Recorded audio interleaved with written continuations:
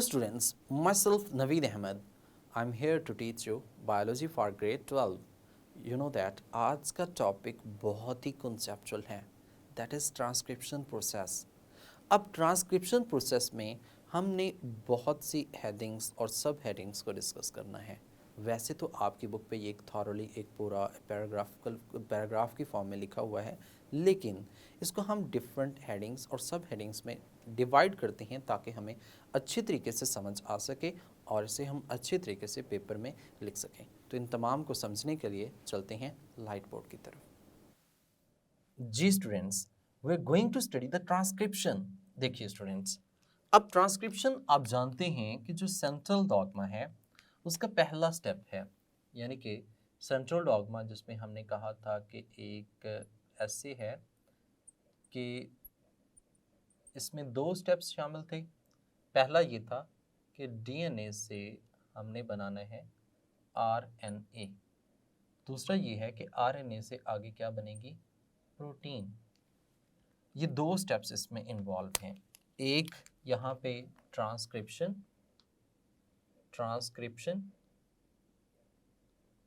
और दूसरा स्टेप जो है वो ट्रांसलेशन है। ट्रांसलेशन ये हमने अभी रिसेंटली डिस्कस किया था। अब सेंट्रल डॉग्मा में जो पहला स्टेप है ट्रांसक्रिप्शन, ये हम स्टडी करेंगे।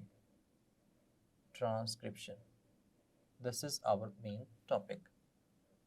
स्टूडेंट एक बात नोट कीजिएगा, ट्रांसक्रिप्शन में हमने डीएनए से ऑल टाइप्स ऑफ आरएनए जो है वो बनाने होते हैं। ऑल टाइप्स ऑफ आरएनए जो है वो इससे सिंथेसाइज करने हैं। इधर इट इज राइबोसोमल आरएनए, इधर इट इज मैसेंजर आरएनए, इधर it is transfer RNA. Transcription में तमाम टाइप्स के आरएनए जो हैं वो सिंथेसाइज किए जाएंगे और ये सेंट्रल डॉग्मा का पहला स्टेप कंसीडर होता है। देखें, अब हम ये बात तो जानते हैं कि जो जीन है, जीन इसका जो स्टार्ट है, स्टार्टिंग पॉइंट एक रीजन होता है प्रमोटर। स्टार्टिंग पॉइंट पे एक रीजन है प्रमोटर, जबकि इसके एंड पे एक रीजन मौजूद है that is known as terminator. यानी कि एक जीन का स्टार्ट है और एक जीन का एंड है। ये जो जीन का स्टार्ट है प्रमोटर, इसके अंदर बाइंडिंग साइट्स मौजूद होती हैं। इसके अंदर क्या मौजूद होती हैं, बाइंडिंग साइट, यानी कि दैट कंटेन बाइंडिंग।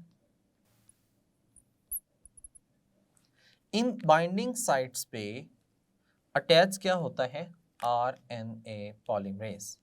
यानी कि हम ऐसे कह सकते हैं, इन बाइंडिंग साइट के साथ जो अटैचमेंट होती है that is of RNA polymerase,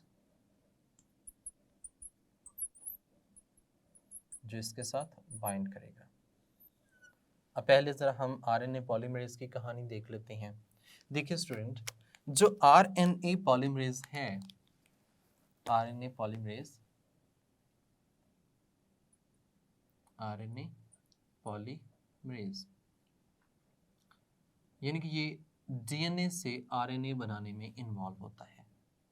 इसकी हम ऐसे कह सकते हैं, प्रोकैरियोट्स के अंदर, यानी कि जो प्रोकैरियोट्स हैं इनके अंदर ओनली वन टाइप एग्जिस्ट करती है, one type of RNA polymerase existing.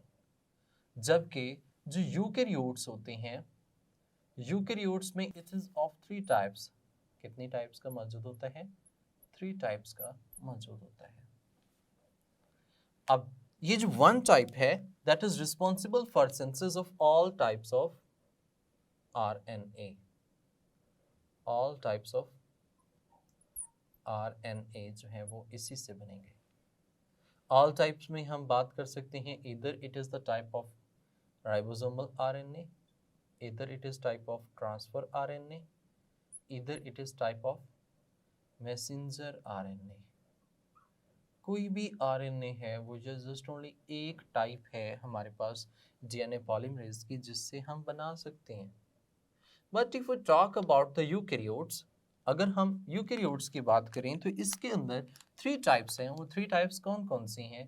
These are RNA polymerase 1, RNA polymerase 1, इसी तरह से RNA polymerase 2,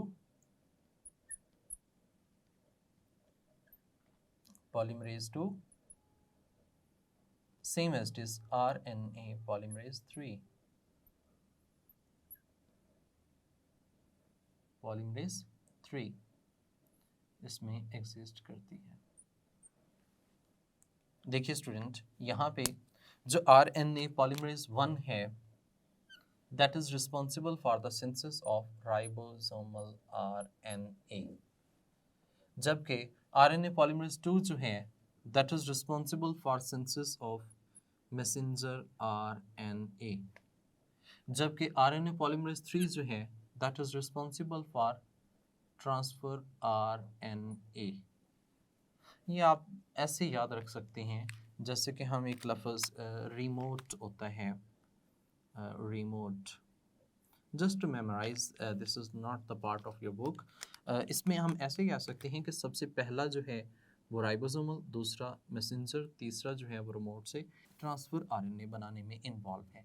तो प्रोकैरियोट्स में तो एक ही टाइप है, लेकिन वैरायटी किस में मौजूद होती है? यूकैरियोट्स में मौजूद होती है। अब इसमें एग्जाम्पल में एमसीक्यू में ये ऐसे भी आ सकता है कि in a bacteria if you wanted to synthesize the transfer RNA, what type of RNA, which type of RNA polymerase is being utilized?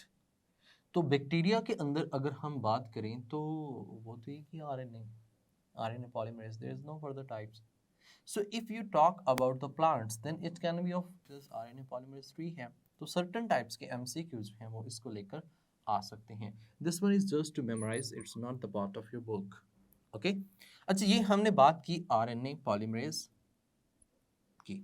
ये RNA polymerase करता क्या है? DNA को यूटिलाइज करके क्या बनाता है? RNA बनाता है। अब बात करते हैं बाइंडिंग साइट्स की। देखिए स्टूडेंट्स, जो बाइंडिंग साइट्स हैं this also very in eukaryotes and prokaryotes. अब ये जो बाइंडिंग साइट्स हैं, बाइंडिंग साइट्स ये किस में मौजूद होंगी? प्रोमोटर में मौजूद होंगी। किस में? प्रोमोटर में मौजूद है। अब ये बात जानते हैं, प्रोमोटर जो है that is the part of upstream sequence, और अपस्ट्रीम सीक्वेंस जो है ये किस में होती है? नेगेटिव हम इसके लिए रिप्रेजेंट करते हैं। That is the difference in prokaryotes and eukaryotes. और यहाँ पे हम ये बात भी कर लेते हैं कि जो बाइंडिंग साइट्स हैं दीज आर ऑफ 2 टाइप्स। ये कितनी टाइप्स की होती हैं? 2 टाइप्स की बाइंडिंग साइट्स जो हैं वो मौजूद होती हैं। कौन कौन सी? यहाँ पे देखिए, एक है TTGACA, TTGACA, और एक है TAT dot dot. There is 2 binding sites are present in DNA, लेकिन इनकी जो लोकेशन है वो एक दूसरे से डिफरेंट है। लेट्स सपोज अगर हम बात करें पहले वाले की, ये -35 -10, ये हम कहते हैं -75 -25। What is it? It mean to say कि ये जो सीक्वेंस एग्जिस्ट कर रही है that sequence is in prokaryotes, ये प्रोकैरियोट्स में है, जबकि ये वाली जो सीक्वेंस एग्जिस्ट कर रही है दैट इज इन यूकैरियोट्स, ये यूकैरियोट्स में मौजूद होती है। यहाँ पे हमने यानी कि इनको डिफ्रेंशिएट कर दिया, सेपरेशन कर दिया इनकी, इस तरह से कि ये जो सीक्वेंस होती है, ये वाली सीक्वेंस, ये प्रोकैरियोट्स में -35 पे है, लेकिन यूकैरियोट्स में -75 पे है, जबकि ये सीक्वेंस जो है, ये बाइंडिंग साइट जो है, ये प्रोकैरियोट्स में -10 पे है, जबकि यूकैरियोट्स में ये -25 पे है। If you remember the one thing, ये जीन स्टार्ट होने से पहले प्रमोटर में, और प्रमोटर किस में मौजूद होता है, अपस्ट्रीम में होता है, और अपस्ट्रीम को हम किस से रिप्रेजेंट करते हैं, माइनस नेगेटिव से रिप्रेजेंट करते हैं। Just to memorize that thing कि ये उससे जीन स्टार्ट होने से पहले मौजूद होती है। I hope you have understood that why the what is the minus is representing here. ये जो नेगेटिव है ये क्या रिप्रेजेंट कर रहा है। सेम एज इट इज, एक बात और याद रखिएगा कि ये जो बाइंडिंग साइट है that is for RNA polymerase, ये आरएनए पॉलीमरेज के लिए है। एक सिंपल सी बात आपको ये कहूँ कि ट्रांसक्रिप्शन का प्रोसेस स्टार्ट होना है या आपने एक दौड़ लगानी है, तो क्या आप उस लाइन के अगली तरफ खड़े होंगे, फ्रंट पे या उसके बैक साइड पे? जाहिर सी बात है उस लाइन से बैक साइड पे खड़े होंगे ताकि आप रेस में उसमें पार्टिसिपेट कर सकें। सेम एज इट इज, जब हमने जीन कॉपी करनी है तो वो जो जीन की बाउंड्री है उससे पहले एंजाइम को बाइंड करेंगे ताकि वो एंजाइम को बाइंड करने के बाद उसके साथ आगे रन हो सके, उसके साथ चल सके। देखिए नेक्स्ट हमारे पास है ट्रांसक्रिप्शन प्रोसेस। देखिए ट्रांसक्रिप्शन प्रोसेस जो है उसको हमने सेम है तो ये कंटिन्यूस प्रोसेस ही, लेकिन हमने इसे अपनी आसानी के लिए डिवाइड किया है डिफरेंट सेगमेंट्स में, जिनमें सबसे पहला सेगमेंट क्या है, इनिशिएशन यानी कि स्टार्ट। फिर दूसरा सेगमेंट क्या है, पॉलीमराइजेशन। इस पॉलीमराइजेशन को हम एक्सटेंशन भी कह सकते हैं, एक्सटेंशन। तीसरा स्टेप जो है वो इसकी टर्मिनेशन है, टर्मिनेशन। टर्मिनेशन के बाद लास्ट स्टेप जो है वो है post transcriptional modification, post transcriptional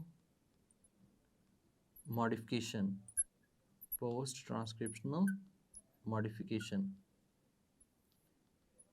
अब ये प्रोसेस कैसे है, किस तरह से ये प्रोसेस स्टार्ट होता है, और इसमें हमने पहला कंपोनेंट, दूसरा कंपोनेंट, तीसरा स्टेप जो है, चौथा स्टेप जो है, किन के अंदर होता है, किस तरह से होता है, इसको देखने के लिए चलते हैं नेक्स्ट बोर्ड की तरफ।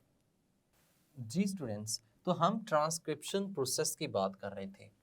जब हम ट्रांसक्रिप्शन प्रोसेस को फर्दर डिफरेंट स्टेप्स में डिवाइड किया तो उनमें सबसे पहला स्टेप जो था दैट वाज इनिशिएशन। इनिशिएशन का मतलब ये है कि हमने उसको स्टार्ट कैसे किया है, इनिशिएशन। अब देखिए इनिशिएशन हमारे पास यहाँ पे मौजूद था एक डीएनए मॉलिक्यूल, ये एक डीएनए मॉलिक्यूल एग्जिस्ट कर रहा है। इसमें एक एंड 3 प्राइम, दूसरा एंड 5 प्राइम, ठीक है। 3 प्राइम जो है उसका दूसरा एंड 5 प्राइम होगा और ये 3 प्राइम होगा, यानी कि एक दूसरे के ऑपोजिट एंटी पैरेलल स्ट्रैंड्स जो हैं वो इसमें एग्जिस्ट कर रहे हैं। अब ये जो स्ट्रैंड्स एंटी पैरेलल हैं इनके दरमियान में एक जगह पे जीन है। ये जो जीन मौजूद है उसको पहले जो लोकेट करेगा, यानी कि वहाँ पे प्रोमोटर रीजन, प्रोमोटर रीजन के अंदर बाइंडिंग साइट्स हैं, वहाँ पे आके एंजाइम अटैच होगा जिसका नाम है आरएनए पॉलीमरेज। अभी हमने पढ़ा था इसकी 3 टाइप्स होती हैं। जैसे ही आरएनए पॉलीमरेज यहाँ पे आके बाइंड करेगा तो इट्स ओपन, ये ट्रांसक्रिप्शन बबल बना देगा। ट्रांसक्रिप्शन बबल कैसे बनेगी कि एक साइड पे तो ये ऐसे था, नाउ इसके जो पार्ट्स हैं वो क्या हो जाएंगे, ओपन हो जाएंगे, ठीक है, इस तरह से, ये इस तरह से। जब ये पार्ट्स ओपन हो जाएंगे that opening is due to an enzyme and that enzyme जो यहाँ पे बाइंड किया है उस एंजाइम का नाम है आरएनए पॉलीमरेज। ये जो एंजाइम यहाँ पे बाइंड कर रहे हैं इसका नाम है आरएनए पॉलीमरेज, इसने बाइंड किया है। जब आरएनए पॉलीमरेज बाइंड कर गया, इसमें ये बबल ओपन हो गया, तो 2 स्ट्रैंड्स नजर आ रहे हैं, एक स्ट्रैंड ऊपर की तरफ है और एक स्ट्रैंड नीचे की तरफ है। जो ऊपर की तरफ स्ट्रैंड है that is known as coding strand, इसी को हम सेंस स्ट्रैंड के नाम से भी मेंशन करते हैं, कोडिंग स्ट्रैंड और सेंस स्ट्रैंड। आप ऐसे कह सकते हैं that contains the genetic information, इसमें जेनेटिक इंफॉर्मेशन मौजूद होती है, वो want to make like this enzyme this strand, हम इस स्ट्रैंड की कॉपी बनाना चाहते हैं। देखिए, if you want to make the copy of that strand, बिल्कुल इसी तरह का बनाना चाहते हैं, then you will have to take complementary या टेम्पलेट टू अदर स्ट्रैंड। तो इसको एज अ टेम्पलेट के तौर पर आपको लेना पड़ेगा। इसको हम टेम्पलेट स्ट्रैंड भी कह सकते हैं, इसको हम नॉन कोडिंग स्ट्रैंड भी कह सकते हैं, नॉन कोडिंग, या फिर हम इसको एंटी सेंस स्ट्रैंड भी कह सकते हैं, एंटी सेंस स्ट्रैंड, जो कि एज अ मॉडल के तौर पे यूटिलाइज होगा। इसमें ये जो न्यूक्लियोटाइड्स हैं, अगर हम इसके कंप्लीमेंट्री स्ट्रैंड बनाएं, that will be the exact copy of that coding strand. इस कोडिंग स्ट्रैंड की एग्जैक्ट कॉपी होगी। एक बात और याद रखनी है आपने, यहाँ पे ये जो स्ट्रैंड इस तरह से मूव कर रहा है, this one, it should be 3 prime and, इससे 3 प्राइम एंड होना चाहिए। दूसरा स्ट्रैंड तो ऑटोमेटिकली 5 प्राइम एंड है। इस तरफ अगर हम देखें तो ये स्ट्रैंड जो 5 प्राइम एंड है, ये इस तरफ आकर क्या बनाएगा, 3 प्राइम एंड, और ये वाला जो है वो 5 प्राइम एंड होगा। एक तरफ डीएनए अनवाइंड करता जाएगा और एक तरफ वाइंडिंग होती जाएगी। अगर हम इसकी बात करें तो इसमें डीएनए जो है वो अनवाइंड होगा, डीएनए इस तरफ क्या होगा, अनवाइंड, और यहाँ पे यानी कि हम कहते हैं कि अनवाइंडिंग होगी, और यहाँ पे क्या होगी, वाइंडिंग होगी, इसकी वाइंडिंग। आप इस सेंस में कह सकते हैं कि यहाँ पे ये अल्फा हेलिक्स शेप दोबारा बनती जाएगी और यहाँ पे alpha helix shape open up होती जाएगी। तो ये हमने वाइंडिंग अनवाइंडिंग का कॉन्सेप्ट जो है वो लिया है। The reason behind is this कि ये जो एंजाइम है, this enzyme will move towards this direction, ये इस डायरेक्शन में मूव करेगा। इसकी जो डायरेक्शन ऑफ सिंथेसिस है, that will always from 5 prime to 3 prime synthesis, यानी कि इसकी जो सिंथेसिस डायरेक्शन है, synthesis direction that is from 5 prime to 3 prime direction, ये हमेशा 5 प्राइम टू 3 प्राइम बनाएगा। आप ऐसा भी कह सकते हैं कि यहाँ पे जो आरएनए डेवलप होगा, that is with the help of, उसका जो हेड होगा वो 5 प्राइम होगा और उसकी जो टेल होगी वो कौन सी होगी, वो 3 प्राइम टेल होगी। देखिए स्टूडेंट, अभी तक इनिशिएशन नहीं हुई, क्यों? क्योंकि जो करेक्ट इनिशिएशन है that is due to the sigma factor, यानी कि पहले जो बाइंड करेगा वो क्या बाइंड करेगा, इसमें पहले सिग्मा फैक्टर बाइंड करेगा और फिर सिग्मा फैक्टर जो है ये क्या करेगा, locate and bind to the binding site, locate, ये लोकेट करेगा एंड बाइंड करेगा किस चीज को, बाइंडिंग साइट को। तो पहले तो ये काम करेगा, जैसे ही बाइंडिंग साइट जो है वो लोकेट हो जाएगी, उसके साथ बाइंड करेगा, then core enzyme will come, फिर कौन सा एंजाइम आएगा, core enzyme will come, and that core enzyme जो है ये आकर क्या करेगा, बाइंड करेगा, और उस वक्त हम कहते हैं जो सिग्मा फैक्टर है that is going to be released, sigma factor क्या हो जाता है, रिलीज हो जाता है। ये सिग्मा फैक्टर और core enzymes are the part of RNA polymerase, ये आरएनए पॉलीमरेज का हिस्सा है। सो ये आरएनए पॉलीमरेज इनिशिएशन में यहाँ पर आकर पहले उसका सिग्मा फैक्टर बाइंड करेगा, सिग्मा फैक्टर जब बाइंड कर जाएगा तो उसको रिमूव, जैसे ही सिग्मा फैक्टर उसको लोकेट करेगा, प्रमोटर को बाइंडिंग साइट को आके बाइंड करेगा, उसके बाद फिर आरएनए पॉलीमरेज बाइंड करेगा, जैसे ही आरएनए पॉलीमरेज बाइंड किया सिग्मा फैक्टर विल रिमूव, यानी कि यहाँ पे ये जो हमारे पास पार्ट है जो इसमें 3 प्राइम सीक्वेंस में मौजूद है, देयर इज़ अ प्रमोटर, यहाँ पे हम कहें तो ये एक टर्मिनेटर मौजूद है। तो प्रमोटर में फर्स्ट जो है वो कौन आकर बाइंड करेगा, सिग्मा फैक्टर आकर बाइंड करेगा, और जब फिर मेन कोर एंजाइम आकर बाइंड करेगा तो सिग्मा फैक्टर क्या हो जाता है, रिमूव हो जाता है, और कोर एंजाइम बाइंड कर गया। बाइंड करने से ट्रांसक्रिप्शन बबल बनेगा, और इस ट्रांसक्रिप्शन बबल के अंदर देखा जाए तो एक स्ट्रैंड जो है वो कोडिंग स्ट्रैंड है, and the other strand is known as non coding antisense या टेम्पलेट स्ट्रैंड के तौर पे कहेंगे।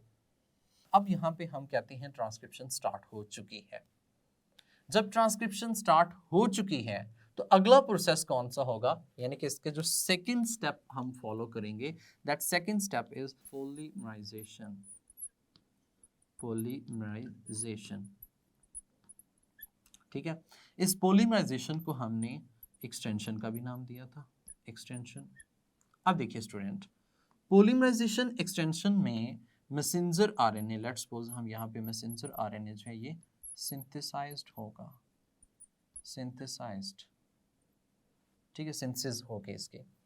अब देखिए यहाँ पे आरएनए पॉलीमरेज बाइंड किया था, इसमें यहाँ पे मौजूद हैं एक मैसेंजर आरएनए बनना स्टार्ट करेगा इस तरह से।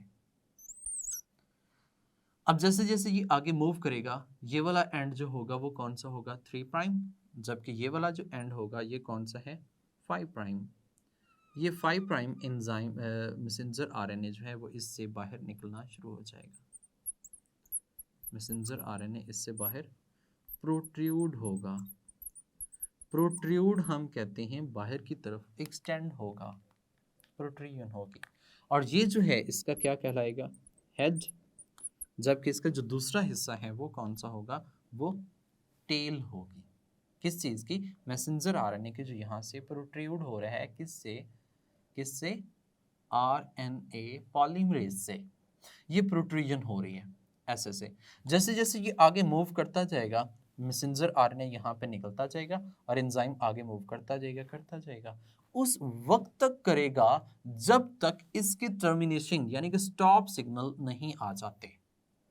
अब यहाँ पे हमने कहा कि messenger RNA is going to be synthesised, इसकी डायरेक्शन जो सिंथेसिस की है वो 5' टू 3' है, और जो आरएनए पॉलीमरेज एंजाइम है, आरएनए पॉलीमरेज एंजाइम, ये आगे आगे क्या होता जाएगा, मूव करता जाएगा, ट्रांसलोकेट करता जाएगा towards the end of the gene, end of the gene की तरफ।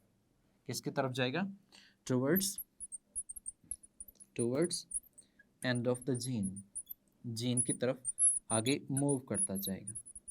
और when end of the gene reached, उस वक्त जो स्टॉप सिग्नल मिलेंगे that is known as termination. उस वक्त हम उसे क्या नाम देंगे, टर्मिनेशन का नाम देंगे।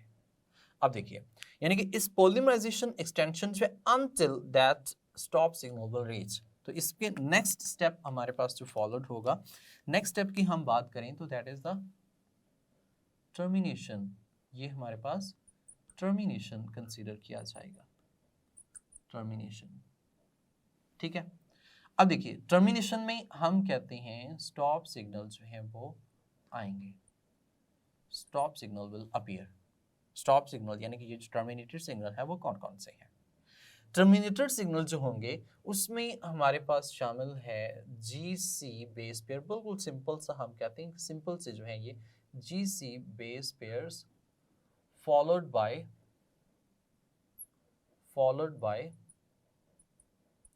एटी बेस पेयर्स, यानी कि पहले जीटी बेस पेयर्स हैं, जीसी बेस पेयर्स, और उनके बाद कौन से आएंगे, एटी बेस पेयर्स आएंगे एट द एंड। और एंड के ऊपर हम देखें तो देयर इज 4 और मोर, 4 या इससे ज्यादा यूनिक्लोटाइड जो हैं वो मौजूद होंगे, यूनिक्लोटाइड जो हैं वो मौजूद होंगे।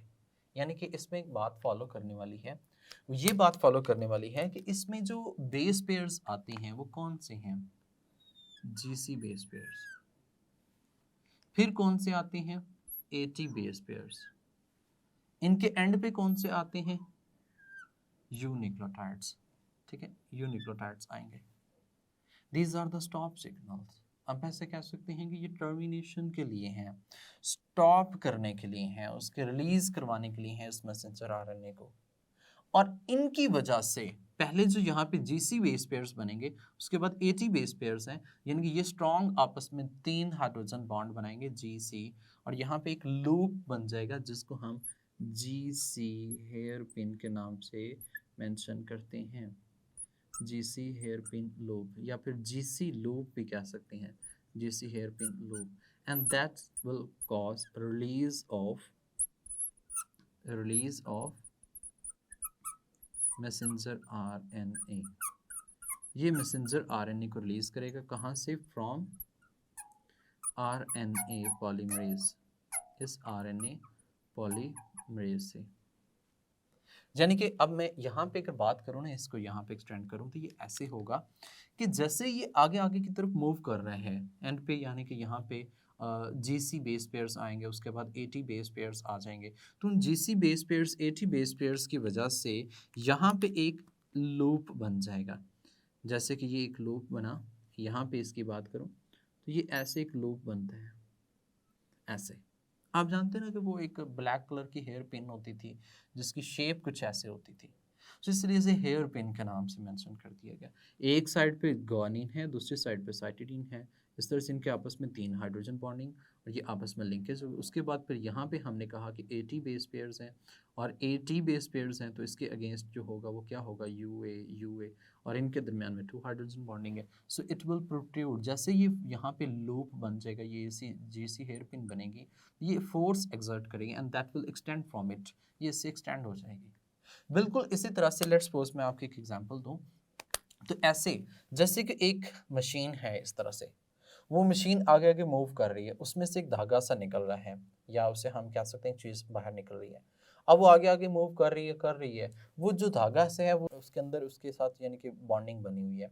अब वो धागा जब बहुत ज़्यादा सा हो जाएगा, एक गुच्छा सा बन जाएगा, जैसे कि यहाँ पे GC हेयर पिन बना, वो जो गुच्छा सा है उस पर फोर्स एक्सर्ट करेंगे and it will protrude from, उससे बाहर की तरफ ऐसे खींचा जाएगा, रिलीज हो जाएगा। तो RNA पॉलीमरेज जो है ये इस मैसेंजर RNA को क्या कर देगा? रिलीज कर देगा, जिसका एक एंड 5 प्राइम है और दूसरा एंड जो होगा वो इसका क्या होगा? 3 प्राइम एंड होगा। सो यहाँ पे अगर ये कहा जाए कि ट्रांसक्रिप्शन प्रोसेस, तो उसमें 3 बेसिक चीज़ें हैं। सबसे पहला हमने कहा इसमें इनिशिएशन होता है, दूसरा स्टेप हमने कहा कि इसमें पॉलीमराइजेशन एक्सटेंशन है, जबकि तीसरा स्टेप जो इसमें मौजूद है दैट इज़ टर्मिनेशन, और चौथा स्टेप जो इसमें होगा that is post transcriptional modification. अब ये जो पोस्ट ट्रांसक्रिप्शनल मॉडिफिकेशन है, इसको समझने के लिए हम चलते हैं नेक्स्ट बोर्ड की तरफ। तो जी स्टूडेंट्स, हमारे पास ट्रांसक्रिप्शन जो है वो एक लॉन्ग क्वेश्चन है, और इस लॉन्ग क्वेश्चंस को जब आप अटेम्प्ट करते हैं तो कौन सी हेडिंग्स के साथ अटेम्प्ट किया जा सकता है? देखिए, इसमें सबसे पहले आप इंट्रोडक्शन दे सकते हैं कि ये ट्रांसक्रिप्शन जो है वो है क्या, किसका स्टेप है। इंट्रोडक्शन देने के बाद आप इसमें स्ट्रैंड्स के मुतालिक बता सकते हैं कि कौन कौन से इसमें स्ट्रैंड्स बनते हैं, जैसे आपने वो कोडिंग, नॉन कोडिंग या सेंस, एंटीसेंस स्ट्रैंड्स के नाम से मेंशन किया।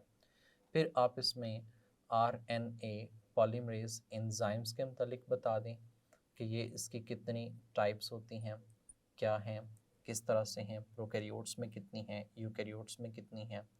और उसके बाद फिर आप उसमें मेंशन करें बाइंडिंग साइट्स जो हैं वो कौन सी हैं। बाइंडिंग साइट्स आपने मेंशन की कि ये TTGACA और TATAAT है। और उसके बाद फिर आपने ट्रांसक्रिप्शन प्रोसेस जो है वो स्टार्ट करना है। और जो ट्रांसक्रिप्शन प्रोसेस है इसमें हमने मेनली 3 स्टेप्स को डिटेल में डिस्कस किया है, यानी कि इसकी सब हेडिंग्स आ जाएंगी ट्रांसक्रिप्शन प्रोसेस की।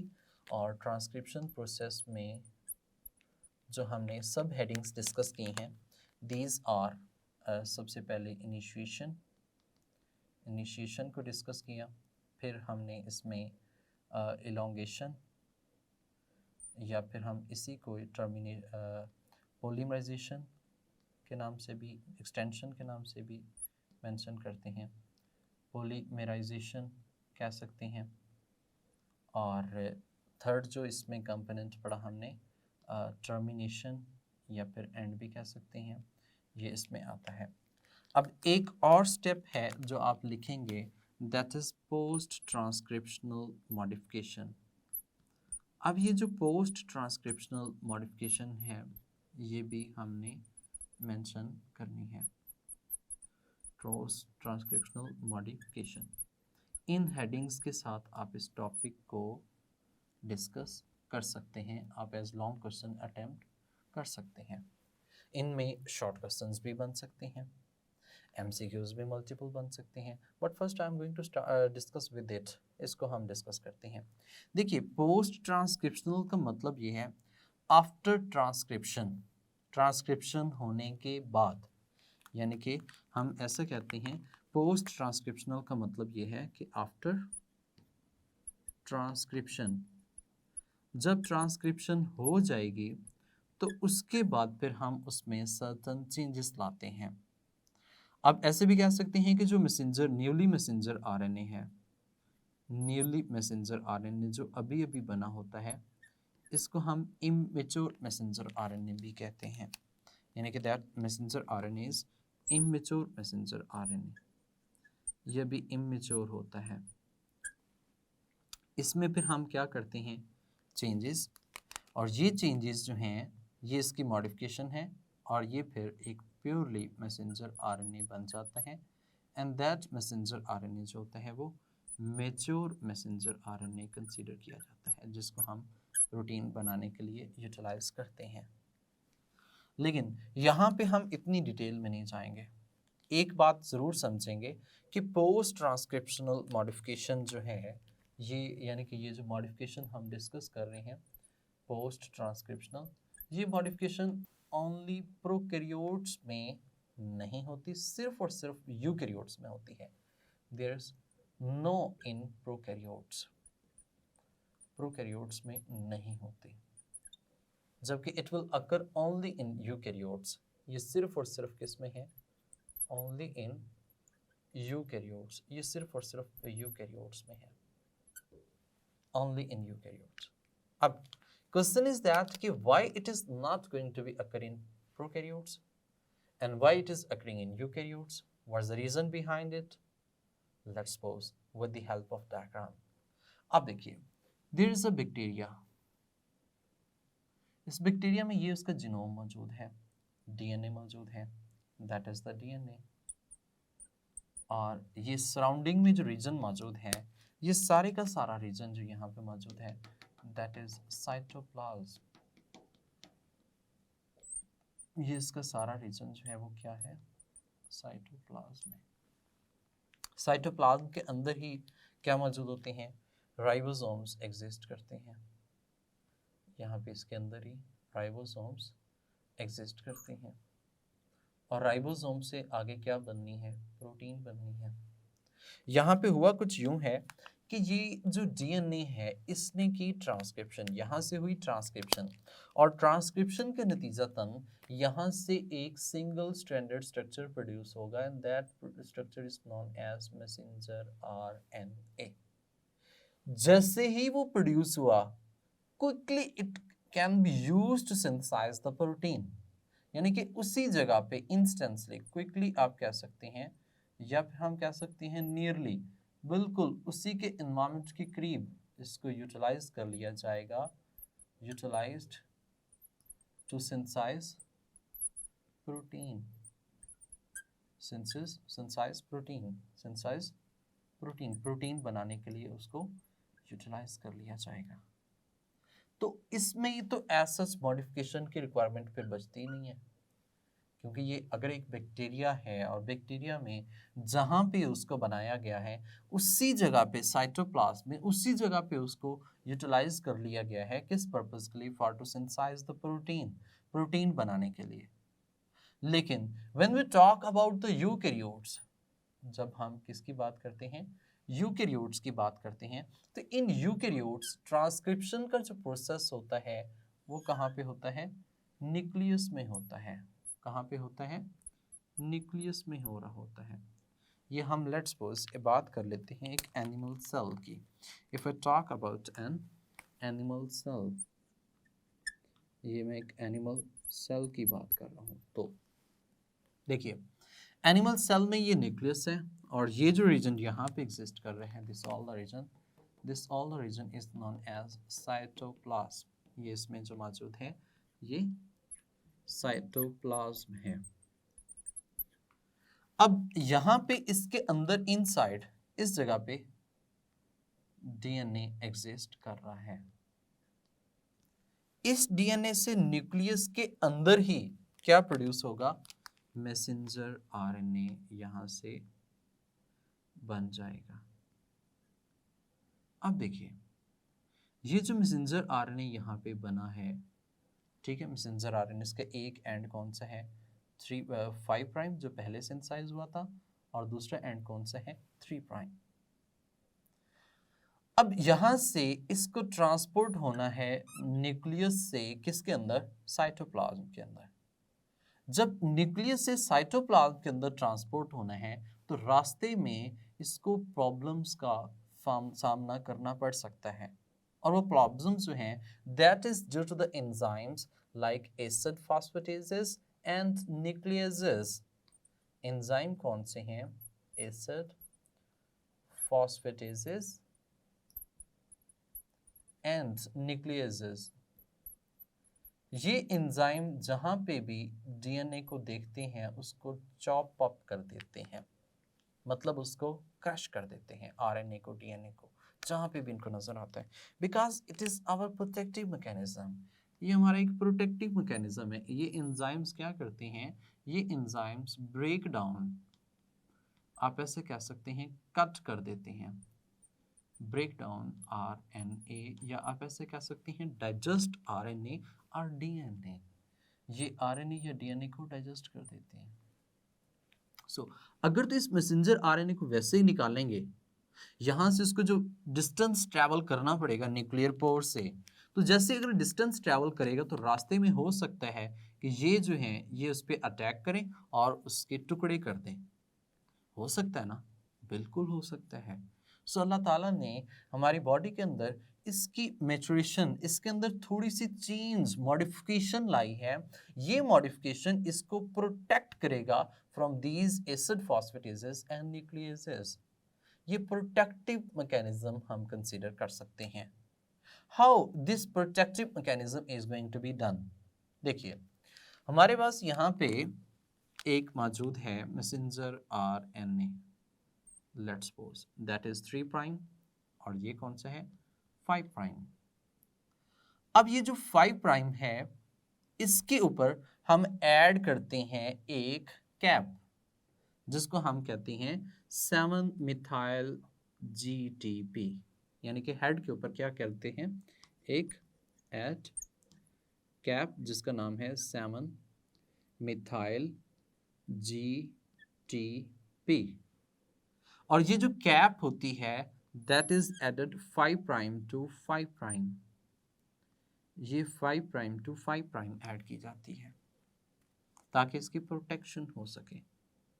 और ये जो कैप है, ये जो 5 प्राइम टू 5 प्राइम ऐड की जा रही है that is for the purpose of protection and that will be on the head. और जो टेल है, यहाँ पे हम टेल की बात करें तो इस टेल पे पोली ए टेल ऐड कर देते हैं, यानी कि ये जो है एंजाइम की क्या है, टेल है, और इस टेल को हम बहुत ज़्यादा न्यूक्लियोटाइड ऐड कर देते हैं that is known as poly A tail, ये हम ऐड करते हैं। और ये प्रॉपरली, यानी कि हम ऐसे कह सकते हैं 3 प्राइम के साथ ऐड होगी तो ये आगे से कौन सा है, 5 प्राइम होगा, तो इसका जो एंड होगा वो कौन सा है, 5 प्राइम होगा, जबकि यहाँ पे ये 3 प्राइम के साथ आगे जो एडिशन होगा वो 5 प्राइम पे होगा। तो अगर हम इसकी बात करेंगे तो इस तरफ अगर 5 प्राइम बाइंड करता है इस तरफ, तो इसका भी जो एंड होगा वो कौन सा होगा, 3 प्राइम होगा। यहाँ पे जो एंड होगा 5 प्राइम टू 5 प्राइम, तो इसका भी एंड कौन सा है, 5 प्राइम। इसको हम कहते हैं कि that messenger RNA is methylated, क्योंकि इसमें मिथाइल ग्रुप ऐड कर दिया गया है, एंड दैट विल प्रोटेक्ट, ये इसको जो है वो प्रोटेक्शन प्रोवाइड करेगा अगेंस्ट एसिड फॉस्फेटेजेस एंड न्यूक्लियेजेस। तो ये इसलिए हम कहते हैं कि that is just and only occur in eukaryotes, that is absent in prokaryotes, prokaryotes में इसकी प्रेजेंस नहीं होती। अगर हम ओवरऑल बात करें जो फाइनल वहाँ पे आरएनए डेवलप हुआ है, वो आरएनए जो फाइनल डेवलप हुआ है वो इस तरह से है कि एक जिसका जो एंड 5 प्राइम था, यहाँ पे 5 प्राइम ही क्या अटैच हो गई टेल, और इसका जो ये एंड होगा वो कौन सा है 3 प्राइम। सेम एज इज यहाँ पे जो 3 प्राइम एंड था उसके साथ 5 प्राइम एंड करेगी, तो इस तरफ जो उसका एंड बनेगा वो भी क्या है 3 प्राइम। तो ये एक मैसेंजर आरएनए जो है ये कैसा हो जाएगा, मिथाइलेटेड हो जाएगा, और मिथाइलेटेड होने की वजह से ये प्रोटेक्टेड रहेगा फ्रॉम एसिड फॉस्फेटेसेस एंड न्यूक्लियसेस। और दूसरा, जब ये यहाँ पे ट्रांसपोर्टेशन होगा तो इसके साथ में मल्टीपल प्रोटीन्स इसको ट्रांसपोर्ट करेंगी, और वो मल्टीपल प्रोटीन्स जो हैं वो इसको हेल्प आउट करेंगी, किस में, आगे प्रॉपरली ट्रांसपोर्टेशन में हेल्प आउट करती हैं। जी स्टूडेंट्स, उम्मीद करता हूँ कि ये टॉपिक आपको हर स्टेप बड़े अच्छे तरीके से समझ आया होगा, और ये बात तो आपको बिल्कुल समझ आई होगी कि इसमें बहुत इम्पॉर्टेंट MCQs मौजूद हैं।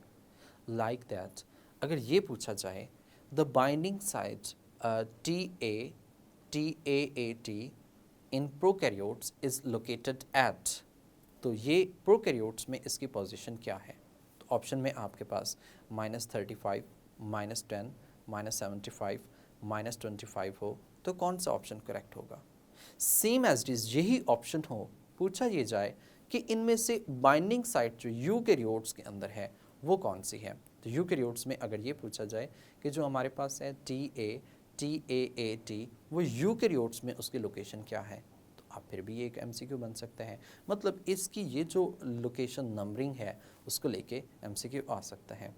फर्दर ये है कि जो RNA पॉलीमरेज के टाइप्स हैं इनको लेकर MCQ आ सकता है, जैसे कि which one of the following is responsible for the production of messenger RNA in eukaryotes, तो उसमें ऑप्शन आए DNA polymerase 1, DNA polymerase 2, DNA polymerase 3 या फिर DNA पॉलीमरेज, तो कौन सा आंसर होगा। एक ऑप्शन आपके पास ये भी हो नन ऑफ दिस, तो ऑप्शन बताइएगा। जी बिल्कुल, it is none of this, because no one DNA polymerase involve in it, there is RNA polymerase involve in it. ज़रा याद रखिएगा, ट्रांसक्रिप्शन में RNA पॉलीमरेज इन्वॉल्व होते हैं। सो ये जो हमारे पास मैसेंजर RNA है that is synthesized by RNA polymerase 2। तो ये बात जहन में रखनी है कि हम थोड़ा सा कंफ्यूज करने के लिए भी इस तरह से मैनिपुलेट किया जा सकता है। सो इससे नेक्स्ट टॉपिक जेनेटिक कोड है, और जेनेटिक कोड को समझने के लिए हमें प्रॉपर इसका ग्राफ बनाना पड़ेगा, और उसमें भी मल्टीपल एक्सेप्शनल यूनिवर्सैलिटी मौजूद होती है। तो उसको समझने के लिए हम नेक्स्ट लेक्चर तक चलेंगे। तब तक के लिए अपना ख्याल रखिएगा। अल्लाह हाफिज़।